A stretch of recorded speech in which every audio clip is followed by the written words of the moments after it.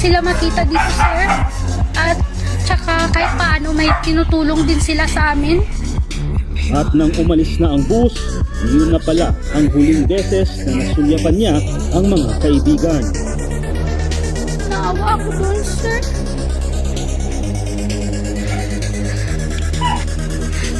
May their souls rest in peace na lang po. Umakyat na sa 18 ang namatay sa insidente. Kabilang sa mga nasawi ang isang Kenyan missionary, isang pamilya na galing pa ng Italy, kasama ang 1 taon at 11 taong gulang na mga anak. Ito ang tinatawag na killer curve. Dito dumaan ang bus at imbis na paliko dito sa kurbadang bahagi ng kalsada, dumiretso ito. Nabangga itong sementadong barrier at dumiretso hanggang sa mahulog dito sa napakalalim na bangin. Hindi ito ang unang beses na may nahulog na sasakyan